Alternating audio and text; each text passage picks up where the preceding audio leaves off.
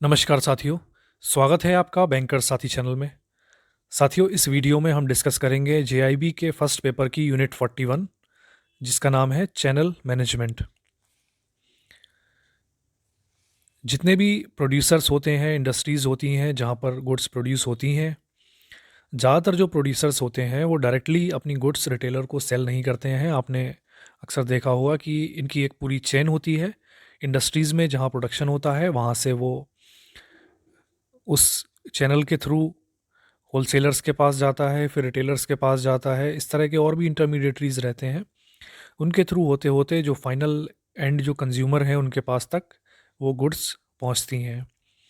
Most of the producer do not sell their goods directly to the final user. Between them a set of intermediaries perform a variety of functions. These intermediaries constitute a marketing channel. तो ये intermediaries जो होती हैं, जो final consumer और producer के बीच में जो होती हैं, उन्हीं को हम मार्केटिंग चैनल कहते हैं। और कुछ इंटरमीडिएटरीज जैसे होलसेलर, रिटेलर जो है वो सामान खरीद लेते हैं, यानी कि टाइटल जो है वो अपने नाम कर लेते हैं, takes the title and resell the merchandise, they are called merchants. तो ऐसे जो होलसेलर या रिटेलर जो होते हैं, इंटरमीडिएटरीज जो होते हैं, जो गुड्स को परचेज़ करते हैं पहले, उसके बाद में उनको सेल करते हैं, तो उनको हम मर्चेंट्स कहते हैं। दूसरे टाइप के जो इंटरमीडिएटरीज हैं जैसे कि broker, manufacturers, representative, sales agent, search for customers and may negotiate on producers behalf but do not take title of the goods, they are called agent। तो मर्चेंट्स तो वो हो गए जो गुड्स को डायरेक्टली बाई कर रहे हैं, उसके बाद में उनको फर्दर सेल करेंगे। जबकि दूसरी तरफ दूसरे जो मार्केटिंग चैनल के पार्ट हैं जिन्हें हम एजेंट कहते हैं, तो एजेंट कौन होते हैं? जो ब्रोकर या फिर मैन्युफैक्चरर के कोई रिप्रेजेंटेटिव हैं, सेल्स एजेंट हैं। वो कस्टमर के लिए सर्च करेंगे, प्रोड्यूसर के बिहाफ पर प्राइस नेगोशिएट कर सकते हैं, but do not take title of goods, they are called agents. तो एजेंट जो है वो टाइटल ऑफ गुड्स नहीं लेते हैं, वो ब्रोकर हो सकते हैं, मैन्युफैक्चर के रिप्रेजेंटेटिव हो सकते हैं, सेल्स एजेंट हो सकते हैं। तो इन सभी को हम एजेंट की कैटेगरी में रखते हैं। तीसरे टाइप की जो कैटेगरी है वो है फैसिलिटेटर्स। तो फैसिलिटेटर कौन होते हैं? Transportation companies, independent warehouse, banks and advertising agencies.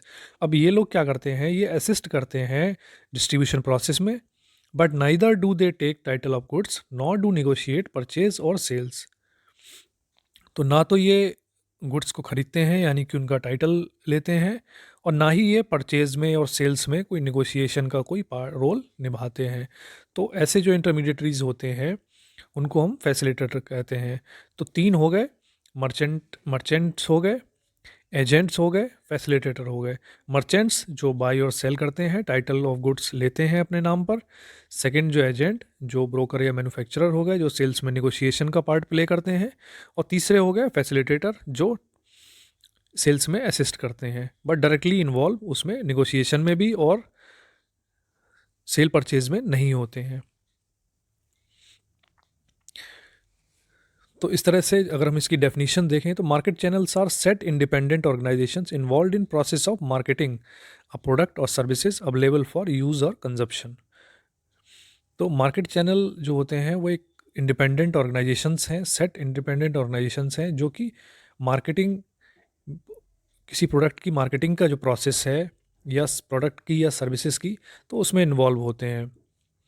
और मार्केटिंग चैनल किसी प्रोडक्ट के लिए या सर्विस के लिए क्या रहेगा, ये बहुत ही इंपॉर्टेंट एक डिसीजन होता है जो कि मैनेजमेंट के द्वारा लिया जाता है। Companies channel decisions involve relatively long term commitment to other firms, companies pricing, advertising decisions etcetera.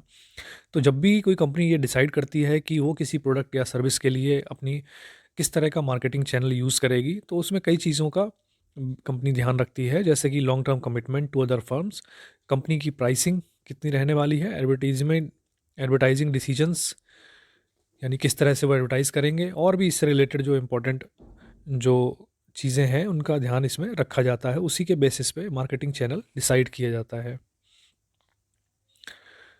अब जनरली जो है वो 3-4 तरह के मार्केटिंग चैनल्स यूज़ किए जाते हैं, जैसे कि जीरो लेवल मार्केटिंग चैनल। अब जीरो लेवल का मतलब है जो इसमें आते हैं हमारा जो इंटरनेट सेल है, जैसे कि ऑनलाइन परचेज़ जो कर लेते हैं, यानी कि जहाँ प्रोड्यूस किया उसने इंटरनेट के थ्रू उसके जो एंड कंज्यूमर हैं, बायर हैं, उन्होंने ऑर्डर्स डाल दिए और वो डायरेक्टली वहाँ से बाइंग सेलिंग हुई। तो ये एक तरह से ज़ीरो लेवल में आता है। सेकंड आता है डोर टू डोर सेलिंग, यानी कि जिसे डायरेक्ट सेलिंग भी कहते हैं। तो सीधे प्रोड्यूसर से एंड कंज्यूमर तक जाता है, इसमें इंटरमीडिएटरीज ज़्यादा इन्वॉल्व नहीं होते हैं, तो ये जीरो लेवल सेल में आता है। वन लेवल में आता है contains one selling intermediaries such as retailer, यानी कि प्रोड्यूसर है उससे डायरेक्टली ये रिटेलर के पास गया प्रोडक्ट, और रिटेलर से फिर फर्दर जो एंड कंज्यूमर है उनके पास गया। तो इसमें एक ही एंटिटी इन्वॉल्व है, वन लेवल सेलिंग, इसे हम वन लेवल चैनल कहते हैं। अब टू लेवल चैनल में दो इंटरमीडिएटरीज इन्वॉल्व होंगी, जैसे कि होलसेलर या रिटेलर। तो इसमें जहाँ दो इंटरमीडिएटरीज इन्वॉल्व हैं उन्हें हम टू लेवल चैनल कहेंगे। और थ्री लेवल चैनल में तीन इंटरमीडिएटरीज इन्वॉल्व रहेंगी, जैसे कि होलसेलर हो सकता है और रिटेलर हो सकता है, और भी कोई उसमें हो सकते हैं, जॉबर्स वगैरह हो सकते हैं। तो थ्री लेवल में तीन इंटरमीडिएटरीज इसमें इन्वॉल्व रहेंगी। Concept of marketing channel is not limited to distribution of physical goods. Service sector has also to ensure that their output is made available and accessible to the target population. तो marketing channel जो है किसी product तक ही limited नहीं है, यानी कि जो फिजिकल प्रोडक्ट है उसके लिए ही ज़रूरी नहीं है, उसके साथ जो सर्विस सेक्टर की जो है कोई सर्विसेज अगर प्रोवाइड करनी है उसमें भी मार्केटिंग चैनल का इंपॉर्टेंट रोल है, ताकि वो एक्सेसिबल हो, अवेलेबल हो जो भी उनकी टारगेट पॉपुलेशन है उसको। तो मार्केटिंग चैनल का यूज़ सर्विस में और गुड्स में दोनों में ही है। अब चैनल डायनामिक्स देखते हैं। इसमें वर्टिकल मार्केटिंग सिस्टम है, हॉरिजॉन्टल मार्केटिंग सिस्टम है। तो वर्टिकल मार्केटिंग सिस्टम में देखते हैं कन्वेंशनल चैनल जो होते हैं उसमें no members like producer, wholesaler, retailer has any dependency on each other, they are completely independent. तो नॉर्मली जो हमारा कन्वेंशनल जो मार्केटिंग सिस्टम है उसमें जो प्रोड्यूसर है या होलसेलर हैं, रिटेलर हैं, वो इंडिपेंडेंट एंटिटीज़ हैं, वो किसी एक दूसरे पर डिपेंड नहीं करते हैं। जबकि वर्टिकल मार्केटिंग में वो इंटरकनेक्टेड होते हैं। तो वर्टिकल मार्केटिंग जो चैनल है उसमें प्रोड्यूसर, होलसेलर, रिटेलर वो एक यूनिफाइड सिस्टम की तरह एक्ट करते हैं, आपस में मिलके एक एंटिटी की तरह काम करते हैं। हॉरिजॉन्टल मार्केटिंग सिस्टम के केस में क्या होता है, it is one in which two or more unrelated companies put together resources or program to exploit an emerging market opportunities. In this, companies use another company's established channel. अब horizontal marketing system में क्या होता है, जब दो companies एक साथ आ जाती हैं और एक कंपनी जो है दूसरी कंपनी का जो स्टेब्लिश्ड जो चैनल है उसको यूज़ करती है, यानी कि उनमें टाई अप हो जाता है। एक कंपनी है कोई जिसका उतना रोबस्ट मार्केटिंग चैनल नहीं है, यानी कि डिस्ट्रीब्यूशन चैनल नहीं है, बट दूसरी कंपनी कोई पुरानी है, वो कोई उसके पास पूरा नेटवर्क है डिस्ट्रीब्यूशन चैनल का, होलसेलर, रिटेलर्स उनके हैं। तो जो कंपनी जिसका उतना स्टेब्लिश चैनल नहीं है वो उस कंपनी का दूसरी कंपनी का चैनल यूज़ करती है, डिस्ट्रीब्यूशन चैनल्स। और इससे क्या है, उनको बेनिफिट होता है। कोई भी इमर्जिंग मार्केट जो है उसको एक्सप्लॉइट करने के लिए या टारगेट पॉपुलेशन तक पहुंचने के लिए एक कंपनी दूसरी कंपनी से मिलकर काम करती है। मल्टी चैनल मार्केटिंग सिस्टम क्या होता है, it occurs when a single firm uses two or more marketing channel to reach one or more customer segment. अब मल्टीपल चैनल मार्केटिंग सिस्टम में क्या होता है कि कोई कंपनी जो है वो किसी एक तरह के मार्केटिंग चैनल पर डिपेंड नहीं करती है, बल्कि एक से ज़्यादा तरह के मार्केटिंग चैनल को यूज़ करके अपने जो टारगेट कस्टमर्स हैं, चाहे वो एक कस्टमर सेगमेंट हो, दूसरा कस्टमर सेगमेंट हो, उन तक पहुंचती है। तो नाम ही सजेस्ट कर रहा है मल्टीपल चैनल मार्केटिंग सिस्टम, यानी कि एक से ज़्यादा मार्केटिंग सिस्टम यहाँ पे यूज़ किया जाता है। अब चैनल मैनेजमेंट क्यों किया जाता है, चैनल मैनेजमेंट के अगर एडवांटेज हम देखें तो इसमें सबसे पहली बात है, इसमें मार्केट कवरेज बढ़ जाता है, यानी कि अगर प्रॉपर चैनल के थ्रू गुड्स और सर्विसेज रूट होती हैं तो ज़्यादा जो पॉपुलेशन है या जो टारगेट पॉपुलेशन है उसको बेहतर तरह से कवर किया जाता है। Lower channel cost, for instance activating mobile banking rather than corresponding individually with customers. तो चैनल जो कॉस्ट है, लोअर चैनल कॉस्ट भी हो जाती है इसमें। जैसे कि इसमें एग्जांपल दिया है, अगर बैंकिंग के केस में अगर मोबाइल बैंकिंग अगर हम एक्टिवेट करवा देते हैं ज़्यादातर कस्टमर्स की, तो उस केस में इंडिविजुअली जो कस्टमर से डील करना है उसके मुकाबले वो ज़्यादा कॉस्ट इफेक्टिव होगा कि पर्सन जो है खुद ही मोबाइल बैंकिंग से अपनी काफ़ी चीज़ें पूरी कर ले। more customized selling, using the technological advancement to mutual advantage, and using the technical marketing personnel to sell more complex product.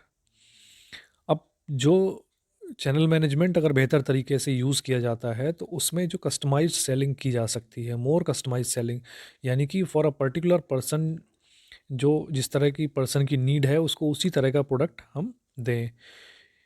यानी कि टेक्नोलॉजिकल एडवांसमेंट ज़्यादा से ज़्यादा करने की गुंजाइश उसमें रहती है, ताकि उसमें म्यूचुअल एडवांटेज होता है, जो प्रोड्यूसर है उसको भी और जो परचेज़र है, जो एंड यूज़र है उसको भी। Using the technical marketing personnel to sell more complex product, यानी कि कोई प्रोडक्ट ऐसा है जो कि इजी टू यूज़ नहीं है, उसमें काफ़ी टेक्निकलिटीज़ हैं, तो जब कस्टमाइज सेलिंग मॉडल को यूज़ करते हैं तो एक पर्टिकुलर पर्सन जो उस प्रोडक्ट का स्पेशलिस्ट है, टेक्निकली उसमें साउंड है, वो अगर उसको सेल करता है तो वो जाके अच्छी तरह से वो उस एंड यूज़र को समझा सकता है, उसको उसके यूजेस बता सकता है। तो ये इसके चैनल मैनेजमेंट के एडवांटेज थे। तो साथियों, चैनल मैनेजमेंट में इतना ही था। इस वीडियो अगर आपको पसंद आया हो तो इसे लाइक करें, साथ ही शेयर करें हमारे सभी बैंकर साथियों के साथ जो JIB एग्ज़ाम देने जा रहे हैं। तो मिलते हैं साथियों नेक्स्ट वीडियो में। Thank you.